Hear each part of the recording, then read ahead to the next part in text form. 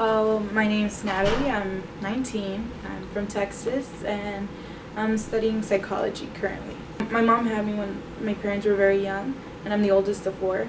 So, they had a rough start, but my mom kept going to school, and my dad kept working, and between them going to school and working, and then they would switch. Like, there was a couple of years where they were out a lot. In the meantime, we would spend a lot of time at my grandma's house. She was the one who just took care of us, would groom us, and we'd go to school, and it was all five of us getting ready every morning to go to the bus stop, and she would feed us. I have really nice memories of my grandma. She just passed away this past April from lung cancer because she was a smoker. Next thing I know, I just hear one of my aunts gasp really loud, and all my uncles got up, and I just kind of I knew it in my heart, and I didn't want to look over, but her house is so tiny. I was literally 4 or 5 feet away, and we all started crying, and we had to call the ambulance, and I was right there, and right before I sat down, she was just squeezing my hand, and I just kind of wish I had known that was gonna be the moment, but how can you?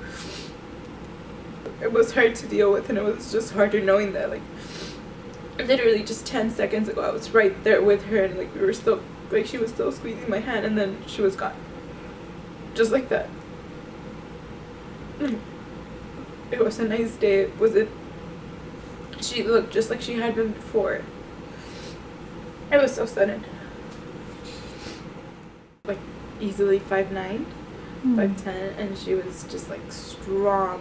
She was a sturdy, strong woman, not big or anything, just strong. And she was handling 5 children, 5 toddlers at her house all the time. Yeah. She wouldn't have wanted it any other way. She loved having us there. And that's what I try to remember. And she loved her little ranch in Mexico, and she had a green thumb, so she was always just working outside, and that's how I try to think of her. I don't like thinking of her in the last months. My grandma's always been the leader of not just her children, but also her family. She's the oldest girl of 16 children, so family's always gathered at her house, and we've tried to keep it that way, but it's hard. I went back home for Christmas, and my little cousin, she's literally 3, and she's just where's Abuelita Cheta? And it just broke all of our hearts because she wasn't there. But it was more just the adjustment that she's not with us anymore presently. I try to take comfort in the fact that I'll get to see her again, but it's just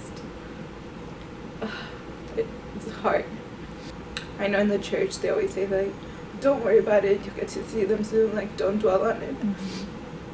But it's really hard because currently she's not with us. That's just kind of a background comfort, but it's okay. Yeah, my grandma raised us to be strong, so that's awesome. That's what we all try to do.